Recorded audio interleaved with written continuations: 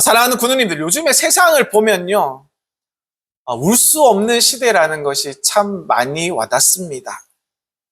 한국보건사회연구원의 조사에 따르면 우리나라 성인 3명 중에 1명은 마음속에 슬픔을 나눌 사람이 없다라고 이렇게 고백하고 있습니다. 또 2030 세대 절반 가운데 많은 사람들이 힘들 때 연락할 사람이 없다. 힘들 때 누구에게 말해볼 사람이 없다라고 대답합니다. 사람들은요, 요즘에 젊은 사람들은 SNS를 많이 하는데요. 페이스북이나 인스타그램 이런 것들을 많이 하면서 본인들의 웃는 얼굴들을 올리지만 정작 그 스마트폰 화면이 꺼지고 나면요, 방 안에서 혼자 울고 있는, 혼자 눈물을 삼키는 사람들이 많이 있다고 합니다. 괜찮아요 하고 하는 그 말 뒤에는 사실은 너무 아파요. 사실은 너무 외로워요. 이런 외침들이 숨어 있다는 것이 사실입니다. 그런데 문제는 이 교회 안에서도, 우리의 영문 안에서도 그 외로움의 눈물들이 숨겨져 있다는 사실입니다. 예배당 안에서 찬양하고 기도하면서 누군가는 속으로 이렇게 울고 있을 수도 있어요. 나는 왜 이렇게 외로울까? 하나님, 제 눈물을 누가 알아줄 수 있을까요? 하나님이 저 힘들어 죽겠어요. 주님, 제 곁에는 이제 아무도 없네요. 이렇게 고백하는 사람들이 있다는 것입니다. 하지만 사랑하는 우리 군우님들, 교회는 이렇게 외로운 분들, 이렇게 힘들어하는 분들을 절대로 외면해서는 안 되는 곳입니다. 우리 교회는, 우리의 영문은 결코 누구도 혼자 울게 내버려 두어서는 안 되는 것입니다. 이것이 바로 교회가 세상과 다른 이유가 되지 않겠습니까? 세상은 약한 자들을 밀어냅니다. 근데 교회는 그런 사람들을 품습니다. 세상은 눈물을 부끄러워하지만 교회는 그 눈물 위에 십자가를 세우게 되는 것입니다. 예수님께서도 우시지 않으셨습니까? 나사로의 무덤 앞에서 예루살렘을 향해서, 그리고 우리를 향해서 예수님께서 우셨잖아요. 그분은 완전하신 하나님이면서도 눈물을 흘리셨던 것입니다. 왜일까요? 왜 우리 예수님께서는 우리를 위해서 눈물을 흘리셨을까요? 그것은 함께 울어주는 것이 부끄러운 일이 아니라 함께하는 사랑의 또 다른 표현이 되기 때문이었습니다. 예수님은 눈물을 통해서 우리에게 말씀하십니다. 나는 너의 고통을 알고 있단다. 나는 너의 눈물 곁에 있단다. 너는 결코 혼자가 아니란다. 이렇게 우리에게 말씀해 주는 것입니다. 만약에 당신이 우리 교회에 나와서 신앙생활 한다면 저희는 눈물 한 방울 안 나게 그렇게 도와드릴게요. 당신이 울지 않도록 저희가 도와드릴게요. 이런 약속을 만약에 우리 영문에서 누군가에게 이렇게 약속을 할 수 있다면 너무나도 감사하겠지만 그 약속은 거짓말이 될 수밖에 없습니다. 우리 입 밖으로 나오는 순간 거짓말이 될 수밖에 없습니다. 왜냐하면 불가능하기 때문입니다. 우리는 누구라도 눈물 한 방울 안 나오게, 흘리지 않게 해줄 수가 없어요. 약속하는 순간 우리는 거짓말쟁이가 돼버리는 것이죠. 그러나 누군가가 혼자 울고 있다면 우리는 할 수 있어요. 같이 울어줄 수 있습니다. 그리고 같이 손잡아 줄 수 있습니다. 그리고 혼자 내버려 두지 않는 그런 공동체가 될 수 있다는 사실입니다. 교회는 눈물을 숨기는 곳이 아니라 함께 울어주는 곳이 되어야 될 줄 믿습니다. 누군가가 울 때 왜 울어? 너 왜 이렇게 자꾸 우는 거니? 이렇게 말하는 것이 아니라 같이 울자. 나도 같이 울어줄게. 내가 옆에 있어줄게. 누군가가 쓰러졌을 때 너 왜 이렇게 약하니? 너 이런 일로 넘어지는 거니? 왜 이렇게 말하는 것보다 내가 옆에 있어줄게. 내가 옆에서 넘어지지 않게 붙들어줄게. 이렇게 손 내미는 곳, 그곳이 바로 우리 예수님의 마음이 닿는 곳인 줄 믿습니다. 그리고 우리 구세군 문경영문이 이러한 교회가 되어야 될 줄 믿습니다. 세상 사람들은요, 나약한 사람들이 눈물을 흘린다고 이야기합니다. 울면 진다. 이런 이야기 어릴 때부터 많이 들어보셨죠. 울면 지는 것이라고 생각하고 눈물을 보이는 것 자체가 부끄러운 것이라고 이렇게 여깁니다. 하지만 하나님의 눈물은 약함이 아니라 기도의 언어로 보셔야 됩니다. 눈물은요, 때때로는 말보다, 100마디의 말보다 더 깊은 기도로 하나님께 올려드려지기 때문입니다. 입술로는 담을 수 없는 말들이 눈물 한 방울 속에서는 1000마디의 간절함이 녹여져 있기 때문입니다. 시편 56편, 8편의 시편 기자는 이렇게 이야기합니다. 나의 유리함을 주께서 계수하셨사오니 나의 눈물을 주의 병에 담으소서. 이것이 주의 책에 기록되지 아니하였나이까. 이 얼마나 놀라운 말씀입니까? 하나님은 우리의 눈물을 주님의 책에 기록하신다고 적어놓지 않았습니까? 그분은 우리가 흘린 눈물을 수치로 여기지 않으세요. 오히려 그 눈물을 귀하고 귀한 주님의 병에 담아두신다고 말씀하시는 것입니다. 우리는 종종 우리가 눈물을 흘릴 때 바닥에 떨어져서 사라지고 만다라고 생각하고 있지만 그것이 아니에요.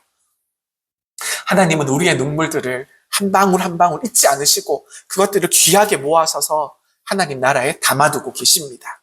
우리의 눈물은 사라지는 것이 아니라 하나님의 응답을 위한 씨앗이 되어서 자라나게 되는 것입니다. 사무엘상 1장에 보면 깊은 눈물을 흘리는 한 여인이 등장하면서 이야기가 시작됩니다. 그 여인의 이름은 한나라고 합니다. 이 한나에게는 자녀가 생기지 않았어요. 이 한나는 자녀가 없었습니다. 당시 이스라엘 사회에서요, 여인에게 아이가 없다는 것은 무엇을 이야기하냐면 엄청난 수치로 다가오는 거예요. 여인으로서 최악의 수치가 있다는 이야기죠. 게다가 남편 엘가나라는 사람은 분인나라는 또 다른 여인이 있었습니다. 또 다른 아내가 있었습니다. 이 분인나는요, 한나가 아이를 못 낳는다는 사실을 이용해서 한나를 괴롭혔습니다. 아이도 못 낳으면서 하나님이 너를 사랑하신다고? 말도 안 되는 소리 하지 마. 이렇게 이야기를 하면서 분인나는 한나를 매일 조롱하면서 한나의 마음을 갈기갈기 찢어 놓았던 것이죠. 한나가 마음이 얼마나 괴로웠겠습니까? 얼마나 한나가 마음이 아팠겠습니까? 밥도 먹지 못하고 잠도 이룰 수가 없었을 것입니다. 하지만 한나는 그 고통을 사람들에게 토로하지 않았어요. 쏟아놓지 않았어요. 이 한나는 눈물로 하나님께 기도를 아뢰입니다. 사무엘상 1장 10절의 말씀입니다.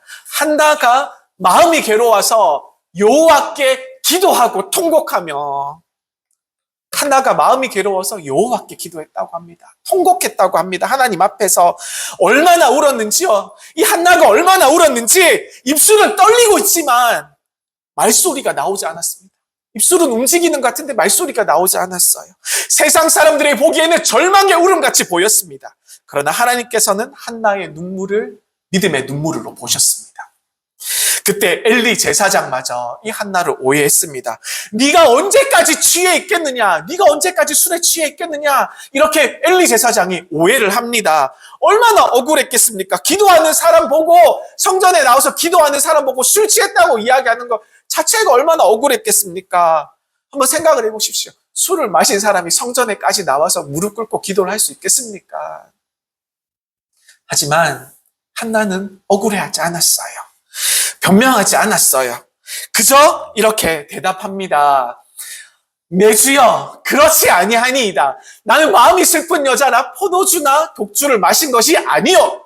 여호와 앞에 내 심정을 통한 것뿐이니 당신의 여종을 악한 여자로 여기지 마옵소서. 내가 지금까지 말한 것은 나의 원통함과 격분됨이 많기 때문이니다.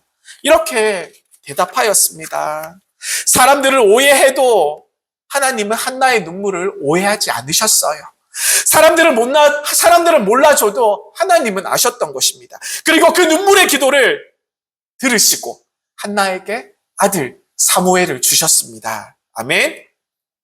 사무엘 이름의 뜻은 뭐냐 하면요. 아들 사무엘을 주셨는데 아들 사무엘 이름의 뜻은 하나님께 구하였다라는 뜻이 있습니다. 하나님께 구하였다. 사무엘 이름 자체가 한나의 눈물의 간증이 되지 않습니까? 귀한 아들을 하나님께서 주신 것이죠. 한나는 아들을 얻기 전에 이미 응답을 받은 사람이었습니다. 왜냐하면 하나님이 내 눈물을 보셨다는 사실 하나만으로 한나의 마음이 변했기 때문입니다. 한 장 더 한 번 더 볼게요. 이건 제가 기록을 안 했네요. 네. 죄송합니다. 사무엘상 1장 18절에 보면 이르되 당신의 요종은 당신께 은혜를 입기 원하나이다 하고 가서 먹고 얼굴에 다시는 근심의 빛이 없었더라. 하고 가서 먹고 얼굴에 다시는 근심이 없었더라. 한나가 이렇게 바뀌었습니다. 그 말만 듣고 그 마음에 믿음이 생겨서 마음이 바뀐 거예요. 이것이 바로 믿음입니다. 눈물이 마르기 전에 하나님께서 이미 응답하셨다는 믿음. 그리고 눈물이 끝나기 전에 하나님께서 나를 기억하신다는 믿음. 혹시 우리 군우님들 중에 한나처럼 오늘 마음이 슬퍼서 울고 계시는 분 있으십니까? 말로 다 할 수 없는 아픔 속에서 마음속에 이 아픔을 간직한 채 밤마다 힘들어서 밤마다 외로워서 괴로워서 혼자 울고 계시는 분 혹시 여기 계십니까? 그 눈물은 우리 하나님께서 절대 외면치 않으십니다. 우리 하나님 아버지께서 지금도 우리 군우님들의 눈물을 병에 귀하게 담고 계시는 것을 믿으시길 바랍니다. 그리고요, 우리의 눈물병이 가득 차게 되면 하나님은 반드시 그 눈물의 무게만큼 우리에게 은혜의 단비를 내려주신 줄 믿으시길 바랍니다. 사랑하는 우리 군우님들, 하나님은 우리의 눈물을 세상의 실패로 보지 않으세요. 하나님은 우리의 눈물 속에서 우리의 믿음을 찾기를 원하시는 것입니다. 우리의 울음은요, 하나님을 향한 사랑의 증거가 되는 것이고 하나님의 응답을 향한 믿음의 씨앗이 되는 것입니다. 하나님께서는 우리의 눈물을 반드시 기억하십니다. 그러므로 사랑하는 우리 군우님들, 두려워하지 마십시오. 외로워하지 마십시오. 무서워하지 마십시오. 군우님들의 눈물은 하나님께서 절대 잊지 않으십니다. 그 눈물은요, 바로 하나님께서 일하시는 통로가 되기 때문입니다. 그리고 그 눈물이 바로 우리들의 은혜의 시작이 될 줄 믿으시길 바랍니다. 하나님은 우리의 고통을 외면하지 않으십니다. 그러나 하나님의 위로는 언제나 하늘에서부터만 떨어지는 것은 아니에요. 대부분의 하나님의 은혜는요, 우리의 주변에 있는 사람들을 통해서, 우리 주변에 있는 군우님들을 통해서, 사람들의 손과 발을 통해서 우리에게 다가오게 됩니다. 그렇게 하나님께서는 우리에게 위로의 사람들을 매 때마다 준비하고 계십니다. 기도의 응답이 꼭 하늘에서 울리는 큰 천둥 소리처럼 멋있게 들려오진 않을지라도 조용히 우리의 옆자리에 앉아 계시는 분들, 우리가 직장에서, 우리가 영문에서, 우리가 학교에서 만나는 모든 분들을 통해서 하나님은 우리에게 이렇게 말씀하십니다. 내가 너의 곁에 있단다. 너는 혼자가 아니란다. 이렇게 따뜻하게 항상 말씀해 주시죠. 룻기의 1장을 보시면 한 여인의 무너진 인생으로 말씀이 시작하게 됩니다. 나오미라는 여인이 있었어요. 나오미라는 여인이 있었는데 이방 땅 모압까지 가서, 이방 땅 모압이라는 나라에까지 가서 모든 것을 다 잃어버렸습니다. 남편을 잃었습니다. 그리고 사랑하는 두 아들도 모압 땅에서 다 잃어버렸습니다. 남편도 두 아들도 이방 땅에서 다 죽고 말았어요. 이 나오미만 남게 된 것이지요. 그동안 쌓아온 모든 희망들이 한순간에 무너져 내렸습니다. 나오미는 절망 속에서 이렇게 말합니다. 1장 20절 말씀입니다. 룻기, 나오미가 그들에게 이르되 나를 나오미라 부르지 말고 나를 마라라 부르라. 이는 전능자가 나를 심히 괴롭게 하셨습니다. 이 나오미라는 이름의 뜻은요, 기쁨이라는 뜻이 있어요. 나오미는 기쁨이라는 뜻이 있는데 마라라고 부르자고 하시잖아요. 마라 기억나세요? 이스라엘 백성들이 광야에서 마라의 쓴물을 발견했다고 했을 때 그때 그 마라라는 뜻입니다. 마라는 무슨 뜻이냐면 쓴맛, 너무너무 쓴맛, 그리고 절망, 이런 것들을 이야기하는 단어입니다. 그러니까 지금 이 나오미에게 있어서 기쁨이 사라지고 얼마나 크고 아픈 힘든 마음들이 지금 찾아왔다는 것입니까? 그래서 나를 이렇게 부르라고 이렇게 얘기합니다. 이 말은 한탄스러운 고백이 아니라 단순하게 한탄스러운 고백이 아니었고요. 이 말의 뜻은 뭐냐면, 나오미가 이렇게 고백했다는 것은 뭐냐면 하나님조차도 자신을 버렸다, 나는 버림받았다 라는 그런 마음을 느끼는 쓰디쓴 그런 괴로움의 표현, 좌절감의 고백이 이 안에 담겨져 있다는 것입니다. 나오미의 인생 끝에서 분명 하나님께서 자신을 잊으셨다라고 생각했습니다. 그리고 더 이상 아무것도 기대할 수 없는 상황까지 간 것이죠. 기대할 수가 없었습니다. 더 이상 무엇인가 더 바랄 수가 없었습니다. 그때 이방 땅 모압에서 얻은 젊은 며느리 젊은 며느리가 나오미에게 손을 내밉니다. 그 젊은 며느리의 이름은 우리가 잘 아는 룻이라는 사람이었습니다. 룻 또한 나오미와 같이 남편을 잃고 과부가 되었습니다. 왜냐하면 나오미의 아들이 죽었다고 얘기했잖아요. 두 아들이. 그래서 과부가 되었죠. 시어머니 나오미와 함께 있으며 앞으로의 삶이 더 어려워질 것이 분명하였습니다.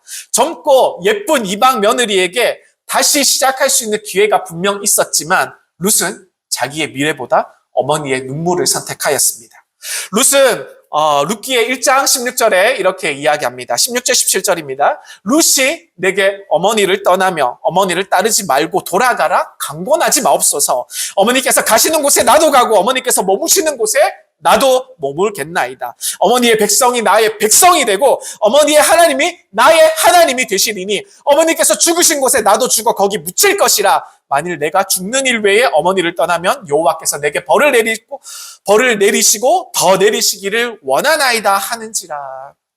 룻이 이렇게 고백하며 나옵니다. 이 얼마나 효심이 가득한 말입니까? 그러나 단순한 효심이 아니었습니다. 룻은 이 고백을 할 수 있었던 것은 하나님을 믿는 신앙 고백으로 드려졌기 때문입니다. 믿음의 고백을 하고 있었던 것이기 때문입니다. 이렇게 표현하지 않습니까? 어머니의 하나님이 나의 하나님이 되시리니. 이 얼마나 놀라운 표현입니까? 이 말은 위로의 말이면서 동시에 나오미를 위로하는 그런 말이지만 동시에 하나님께 대한 믿음의 선포였던 것입니다. 룻은 나오미를 위하여서 시어머니 곁에 머물렀고 시어머니와 함께 우는 것을 선택하였습니다. 시어머니를 떠나가지 않았어요. 그리고 놀랍게도 시어머니 나오미와 함께한 며느리의 룻의 눈물이 나중에는요 메시아의 족보까지 이어지게 됩니다. 하나님은 이 함께 울어준 여인을 통하여서 시어머니와 함께 울어준 여인을 통하여서 후대에 다윗을 태어나게 하시고 이 여인을 통하여서 결국 예수 그리스도의 계보까지 있게 되는 놀라운 역사를 하시게 되는 것입니다. 우리가 자주 놓치는 중요한 깨달음이 또 여기 또 있어요. 위로는요, 감정이 아니라 사명이라는 것입니다. 아멘? 우리에게는 위로를 반드시 해주어야 될 사명이 있는 것입니다. 감정적으로, 마음적으로 그냥 동정하는 마음으로 하는 것이 아니라 우리가 사명을 가지고 어려운 분들에게 찾아가셔서 위로의 말씀을 전해주어야 한다는 것이죠. 룻은 단순히 감정적으로 동정한 것이 아니었고 하나님의 마음을 품고 순종하며 나아갔던 것입니다. 하나님께서 그 사랑을 통하여서 구원의 역사를 베풀어 주신 것을 우리는 반드시 기억해야 됩니다. 그리고 우리에게 이 위로가 우리에게 주신 사명인 줄 믿으시길 바랍니다. 어떤 부교님이 계셨습니다. 남편이 세상을 떠난 후에 홀로 남겨진 부교님은 영문에 나올 수가 없었어요. 이제 혼자 예배드릴 힘이 없습니다. 이렇게 말했습니다. 이 소식을 들은 한 단장님께서 조용히 음식을 싸들고 그 부교님 집을 찾아갔습니다. 그리고 문 앞에서 이렇게 말씀하셨습니다. 부교님, 영문에 다시 나오세요. 영문에서 마음껏 우셔도 됩니다. 제가 옆에 앉아 있어 드릴게요. 제가 제 어깨를 내어 드릴게요. 우리 같이 울어요. 같이 손잡아 드릴게요. 그 말 한마디에 여부교님은 조용히 눈물을 흘리셨습니다. 그리고 다음 주 예배당 맨 뒷자리에서 단장님과 함께 앉으셨어요. 그 여부교님은 조용히 눈물을 흘리면서 찬송을 불렀습니다. 예수 사랑하심은 거룩하신 말일세. 우리들은 약하나 예수 권세만 도다. 같이 불러볼까요? 날 사랑하신 날 사랑하신 날 사랑하신 성경에 써있네. 그날 부교님은 깨달았습니다. 아, 우리 하나님께서 여전히 내 곁에 계시는구나. 아, 우리 주님 여전히 나를 사랑하시는구나. 우리 주님께서 단장님의 어깨를 통하여서 그 따뜻한 말 한마디를 통해서 다시 자신의 품으로 그 여부교님을 이끄셨던 것을 느꼈다는 것입니다. 우리는 종종 누군가의 아픔 앞에서 뭐라고 말해야 된다는 부담감을 느낍니다.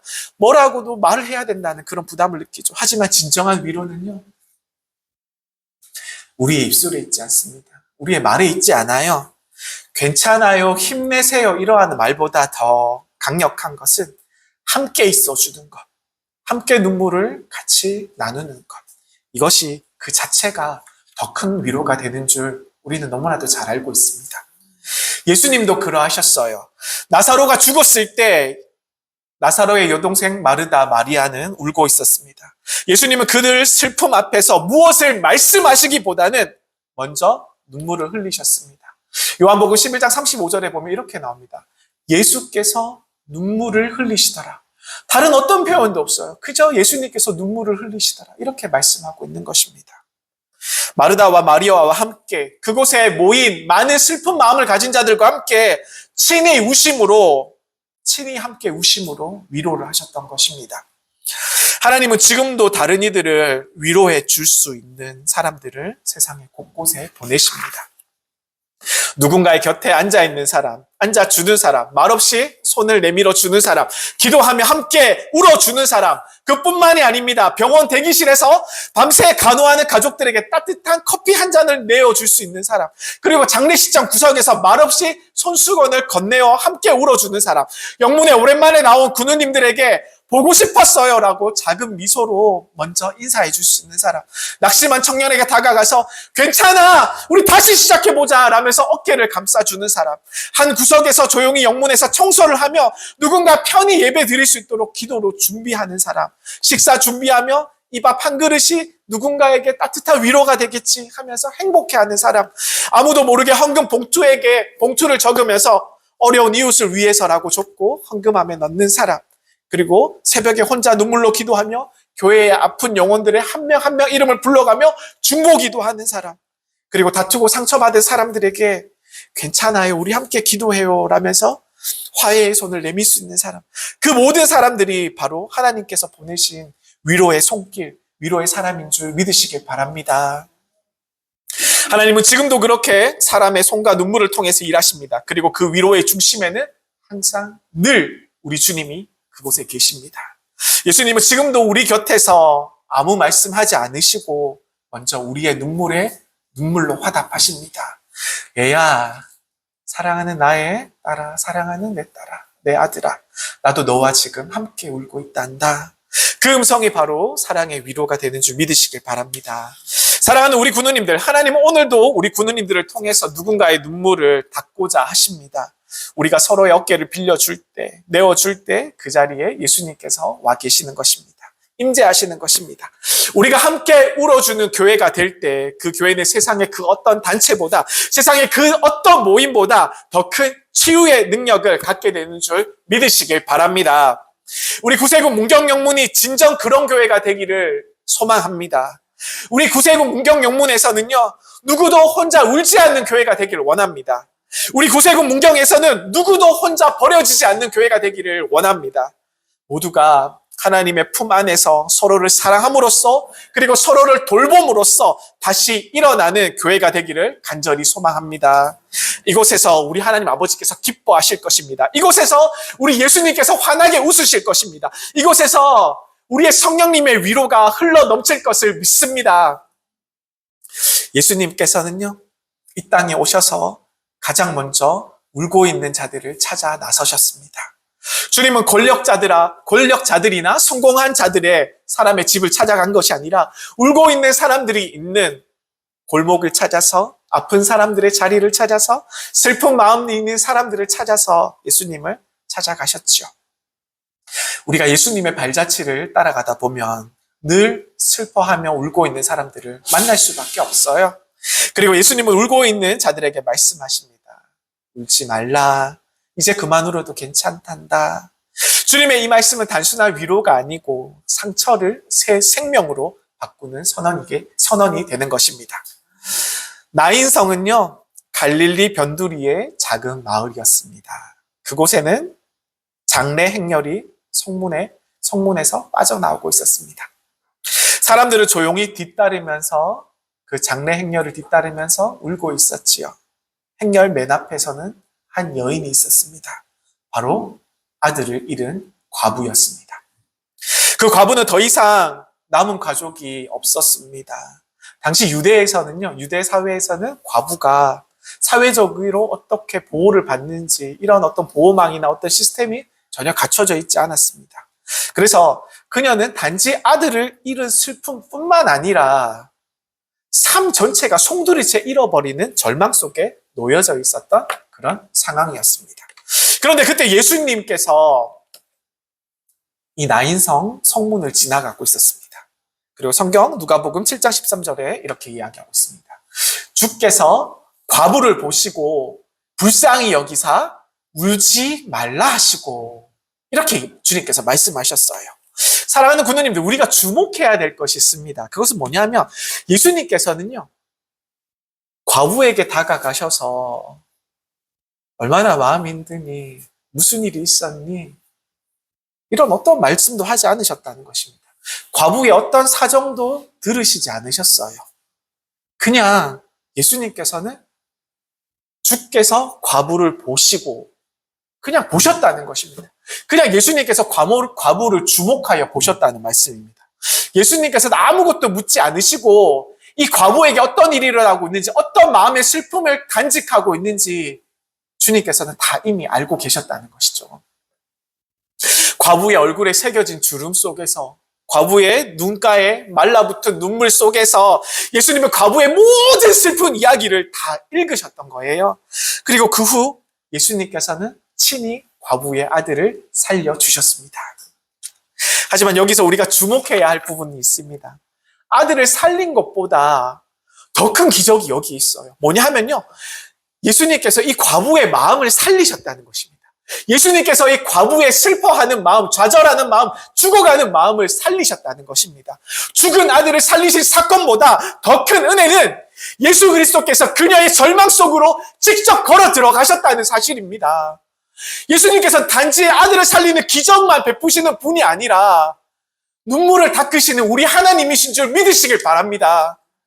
주님은 우리의 눈물을 멈추시게 하시는 분, 이뿐만 아니라 그 눈물의 사용과 그 이유를 친히 몸소 끌어안으시는 우리 하나님이시라는 사실을 우리 사랑하는 군우님들 잊으시면 안 돼요. 반드시 기억해야 될 줄 믿습니다. 예수님이 부활하신 그 아침 무덤가에 막달라 마리아가 있었습니다. 마리아는 예수님이 시신이 사라진 줄 알고 울고 있었습니다. 세상은요, 예수님의 부활의 기쁨으로 환호하고 기뻐할 때 마리아는 여전히 무덤 앞에 앉아서 울고 있었던 것입니다. 그때 예수님께서 조용히 다가오셨어요. 여자여, 어찌하여 울고 누구를 찾고 있느냐? 예수님께서 물어보셨습니다. 마리아는요, 근데 예수님을 알아보지 못했어요. 예수님께서 다가오셔서 물어봤는데 예수님인지 알아보지 못하고 동산지기인 줄 알고 이렇게 대답합니다. 누가 우리 주님의 시신을 옮겼거든 제게 말 좀 해주세요. 제가 꼭 필요합니다. 제가 꼭 알아야 됩니다. 그때 예수님께서 그녀의 이름을 부르십니다. 마리아야, 마리아야, 이렇게 부르십니다. 그 한마디에 마리아의 눈물이 멈추고 마리아가 기쁨으로 외칩니다. 라포니, 이렇게 외칩니다. 선생님, 이렇게 외쳐요.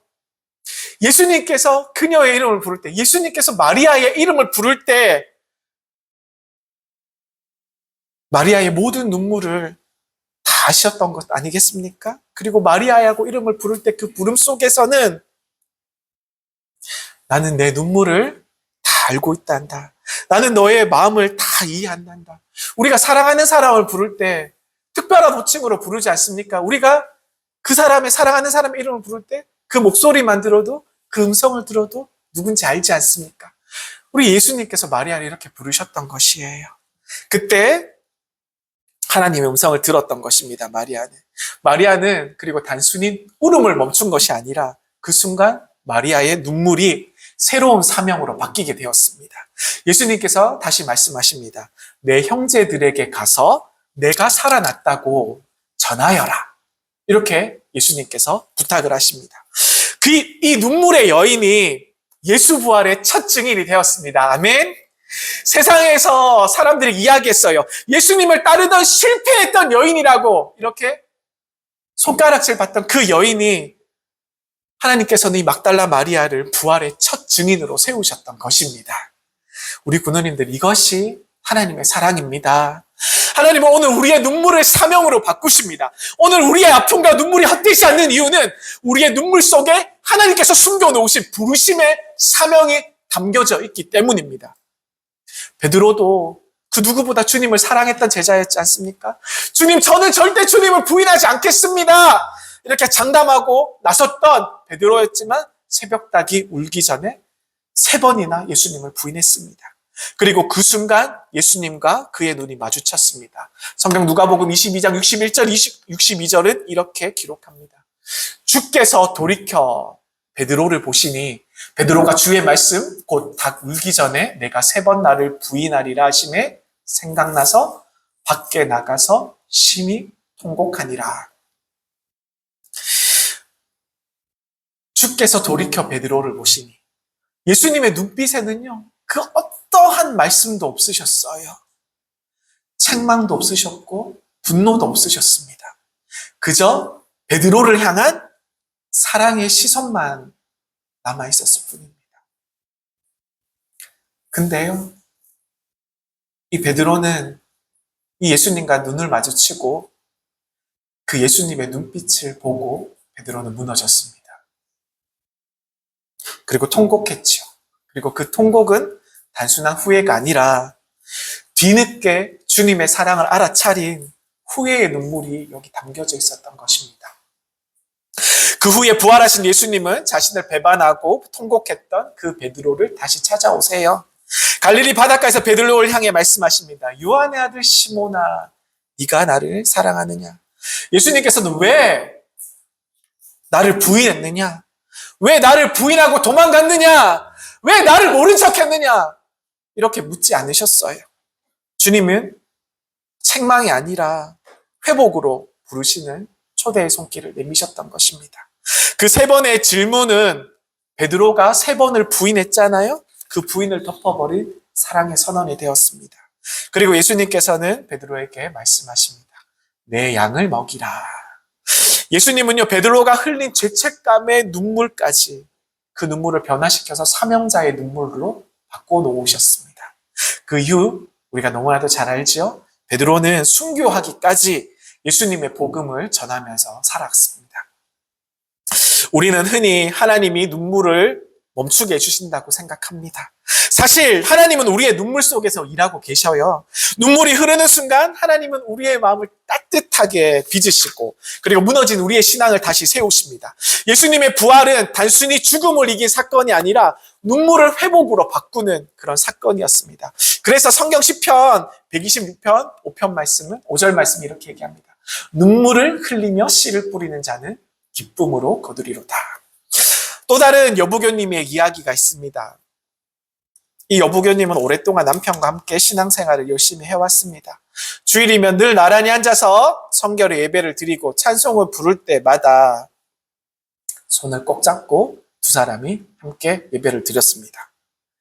그러다 어느 날 갑작스러운 사고로 남편이 세상을 떠났습니다. 그날 이후 영문에 남편이 혼자 앉아있던 그 자리가 너무너무 커 보였습니다. 남편이 앉았던 그 빈자리가 너무너무 크게 다가왔던 것입니다. 그 빈자리가 마치 마음 가운데 커다란 구멍이 하나 생긴 것 같은 그런 느낌으로 다가왔대요. 여부교님은 그때마다 예배 때마다 눈물이 터져 나왔습니다. 찬송을 부르다가 눈물이 나고 말씀을 듣다가 눈물이 났습니다. 주님 너무 외롭습니다. 주님 너무 힘듭니다. 남편의 빈자리가 너무너무 큽니다. 저에게. 이제 저는 어떻게 해야 할까요? 어떻게 해야 하나요? 주님 저를 도와주세요. 그녀의 무릎 위에는 언제나 손수건 하나가 이렇게 놓여져 있었습니다. 그 손수건으로 항상 눈물을 닦았다고 합니다. 그런데 어느 날 담임 사관님께서 설교 중에서 이렇게 말씀하셨습니다. 사랑하는 여러분들, 여러분의 손수건은 단지 눈물을 닦기 위한 그런 손수건이 아닙니다. 그 손수건은 하나님께서 여러분들의 눈물을 닦아주신 흔적이고 증거입니다. 여러분의 손수건에는 하나님의 사랑이 충만하게 담겨져 있습니다. 이 설교 말씀을 듣고 나서 그 부교님은 멍하니 자신의 앞에 놓여있는 손수건을 바라보았다고 합니다. 그저 천조각이라고 생각했던 그 손수건이 그때 하나님의 손길으로 느껴졌던 것입니다. 하나님께서 내 눈물을 닦아주셨구나. 우리 예수님께서 나와 함께 하셨구나. 여부교님의 마음 깊은 속에 그 오랫동안 얼어붙어 있었던 슬픔이 녹아내리기 시작했습니다. 그날 이후 여부교님은 그 손수건을 사랑과 은혜의 증거로 삼고 간직했습니다. 눈물이 날 때마다 이 여부교님은 그 손수건을 꺼내들고 이렇게 기도했습니다. 주님, 제 눈물을 닦아주셔서 감사해요. 저도 이 손수건으로 다른 사람의 눈물을 닦아주기를 원합니다. 몇 달 뒤에 영문에 새로 나온 한 자매가 있었습니다. 남편이 병으로 떠나 세상을 떠나고 깊은 절망 가운데 있었던 자매님이셨죠. 그 자매는 예배 중에 울고 있을 때 그 여부교님이 조용히 다가가서 그 손수건을 건넸습니다. 이걸로 눈물을 닦으세요. 저도 이 손수건으로 하나님께 많은 위로를 받았습니다. 그 순간 두 여인은 말없이 서로를 꼭 끌어안고 울었다고 합니다. 눈물과 눈물이 만나서 하나님의 위로가 그 두 분 위에 충만하게 흘러내렸습니다. 그 이후 그 여부교님은 언제나 가방 속에 새 손수건을 몇 장씩 넣고 다녔습니다. 누군가가 울고 있으면 다가가 손수건을 내밀기 때문입니다. 그리고 이거는 제게 주신 하나님의 위로예요. 이제 그 위로를 당신께 드리고 싶습니다라고 이렇게 말하면서 이 부교님께서 간증하셨다고 합니다. 이제 제 눈물은 사라졌지만 저는 여전히 눈물을 닦는 사람으로 살아가고 있습니다. 하나님이 제 눈물을 통해서 다른 사람을 위로하시고 계십니다. 예수님께서 닦아주신 우리의 눈물은 결코 헛되지 않습니다. 그 눈물이 다시 사랑이 되어서 다시 다른 사람의 눈물을 닦아줍니다. 그 손수건은 단지 천이 아니라 하나님의 사랑이 흘러가는 흔적인 줄 여러분들 믿으시기 바랍니다. 그리고 주님은 오늘 이 시간 우리에게 그렇게 말씀하십니다. 사랑하는 내 딸아, 사랑하는 내 아들아, 네가 흘린 눈물을 내가 기억하고 있단다. 그 눈물로 이제 다른 이들의 눈물을 닦아주렴. 사랑하는 우리 구세군 문경영문 우리 군우님들, 예수님은 지금 우리 가운데 와 계십니다. 울고 있는 자들의 이름을 부르시며 울지 말라 하시고 다시 일어나라고 말씀하십니다. 그분이 우리의 눈물을 닦아주시고 우리는 그 눈물을 새로운 부르심으로 새 사명으로 바꾸어 주십니다. 우리가 서로의 눈물을 닦아주는 교회가 될 때 우리의 영문을 통해서 예수님께서 역사하시게 되실 것입니다. 그리고 예수님께서 역사하시는 그 교회에서는, 우리의 교회에서는 누구도 혼자서 울지 않습니다. 왜냐하면 그곳에서는 언제나 예수님께서 우리와 함께 친히 함께 울고 계시기 때문입니다. 사랑하는 문경영문의 우리 군우님들, 교회는 눈물을 숨기는 곳이 아니라 함께 눈물을 흘리는 곳이 되어야 됩니다. 이 세상은 여전히 울지 마! 강해져야지! 이렇게 얘기하지만 하나님은 오히려 울어도 괜찮아. 내가 함께 울어줄게. 이렇게 말씀하시지 않습니까?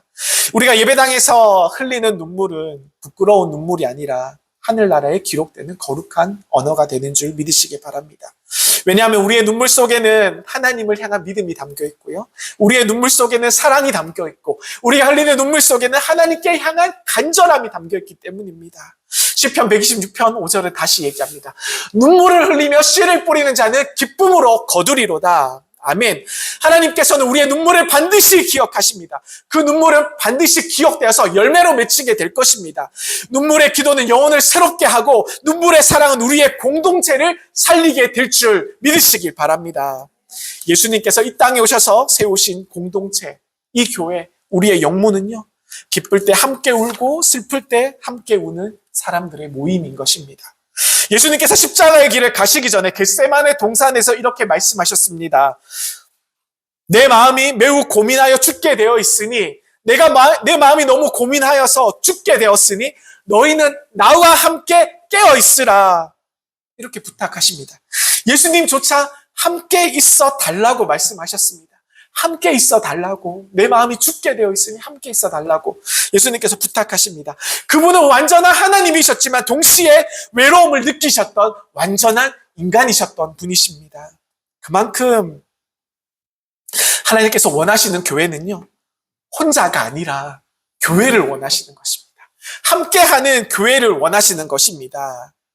함께 기도하고 함께 울고 함께 기뻐하고 함께 앞으로 나아가고 함께 전진하는 그런 교회를 말하는 것입니다. 우리 사랑하는 군우님들, 한 분의 눈물이 우리 영문을 살릴 수 있습니다. 한 부교님의 눈물의 중보 기도가 우리의 자녀를 살릴 수 있습니다. 한 청년의 눈물 어린 찬양이 우리의 예배를 다시 살려냅니다. 그리고 한 주일 학생의 눈물의 감사가 우리의 영문을 아름답게 변화시키는 것입니다. 하나님께서는요, 우리의 눈물을 통해서 하나님의 일을 이루어 나가십니다. 예수님께서도 나사로의 무덤 앞에서 우시지 않으셨습니까? 예수께서 눈물을 흘리시더라. 요한복음의 말씀을 전하고 있습니다. 그 예수님의 눈물은 사람을 살리는 눈물이셨고 사랑의 능력이셨고 부활의 시작이 되었습니다. 예수님께서 우셨기 때문에 나사로가 살아났습니다. 아멘. 그렇다면 우리가 흘리는 눈물도 누군가를 다시 살릴 수 있는 것입니다. 우리의 눈물은 약한 것이 아니라 하나님의 사랑이 흘러가는 통로가 되는 것입니다. 되기 때문입니다. 사랑하는 군우님들, 이 문경 땅에서 우리가 이런 소문을 듣기 원합니다.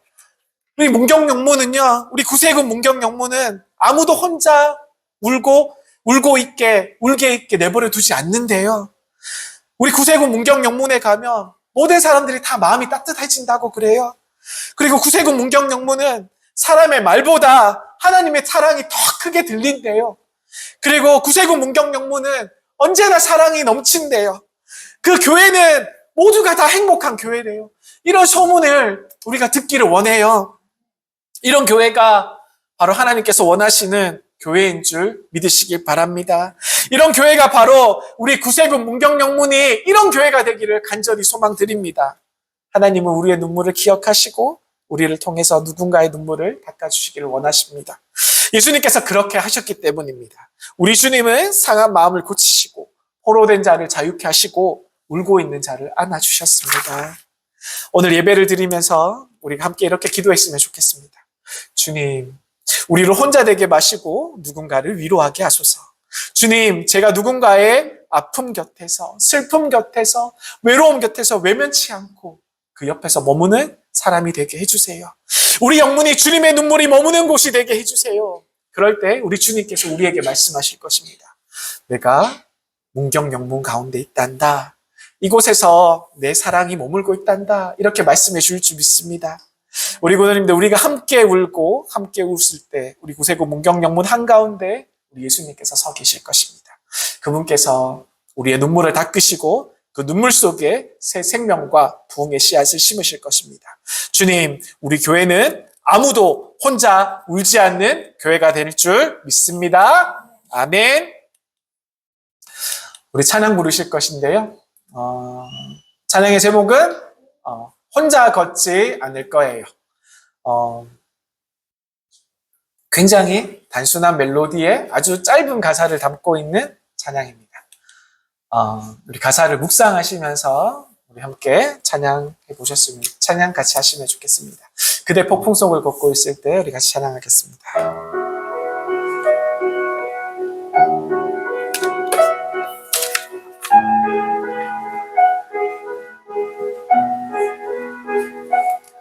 그대 폭풍 속을 걷고 있을 때 비바람을 마주해야 할 때 불빛조차 보이지 않아도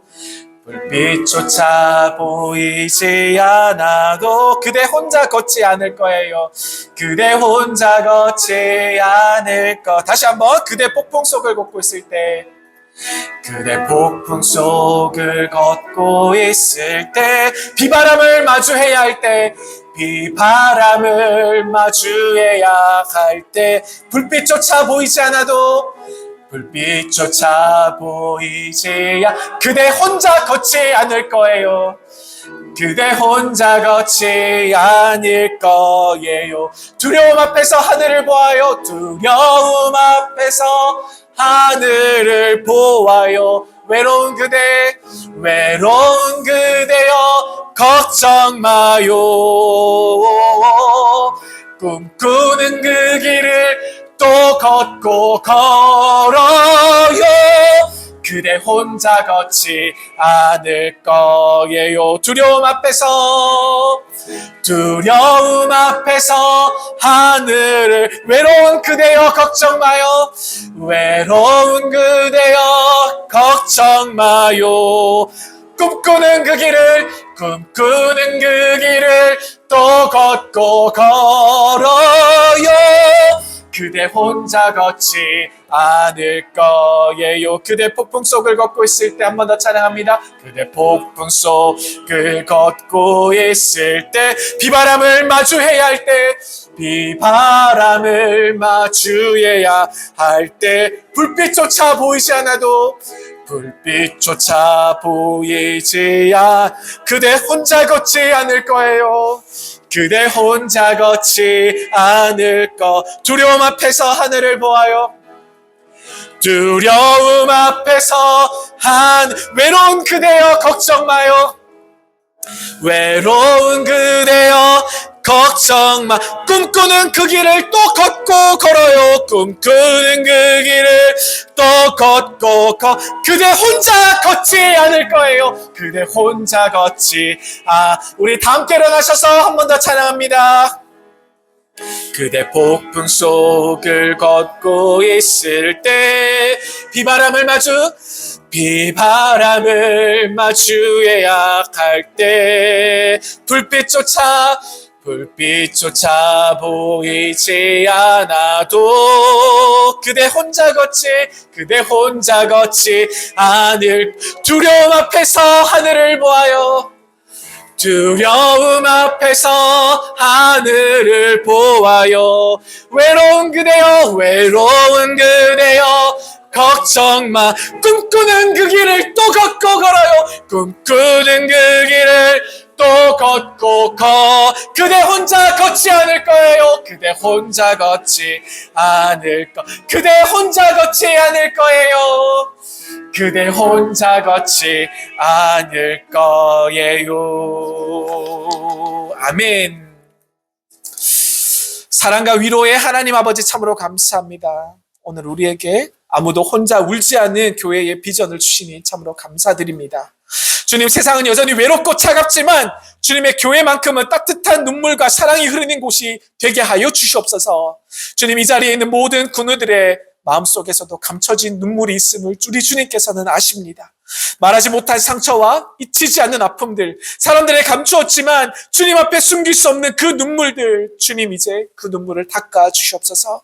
우리의 눈물을 위로의 강물로 바꿔주시고 그 강물을 흘러서 다른 영혼들을 적시게 하여 주옵소서. 하나님, 우리 구세군 문경영문이 울고 있는 사람들을 찾아가 안아주는 교회, 넘어진 이웃들을 다시 일으켜 세우는 교회, 그리고 주님의 사랑으로 서로의 어깨를 빌려주는 교회가 되게 하여 주옵소서. 예수님처럼 눈물로 기도하게 하시고 예수님처럼 눈물로 사랑하게 하시며 예수님처럼 눈물로 용서하는 우리가 되게 하여 주옵소서. 그리하여 우리의 공동체가 이 문경 땅에서 그 교회는 아무도 혼자 울지 않는 교회예요 라는 이러한 고백을 듣게 하옵시며 오늘도 우리가 함께 우시는 우리 주님을 바라보게 하여 주옵소서. 이제는 우리의 모든 눈물을 닦으시고 상한 마음을 싸매어 주시는 우리 주 예수 그리스도의 크신 은혜와 자녀 한 사람 한 사람의 고통을 잊지 않으시며 그 눈물을 기억의 병에 담아두시는 하나님 아버지의 깊고도 놀라우신 사랑과 우리의 마음을 위로하시며 슬퍼하는 자 곁에 함께 머물러 하나님의 평안을 전하시는 성령님의 감동 감화 역사 위로 교통하심이 오늘 누구도 혼자 울지 않는 교회로 서기를 결단하는 사랑하는 구세군 문경영문의 모든 군우들과 그 가정과 자녀들과 그리고 일터 위에 생업 위에 눈물로 기도하는 손길 위에 아픈 가운데서도 믿음을 지키는 영혼들 위에 그리고 문경 땅과 이 지역사회 위에 그리고 이 땅의 모든 교회 위에 이제로부터 영원토록 함께 하시기를 간절히 축원하옵나이다. 아멘. 주님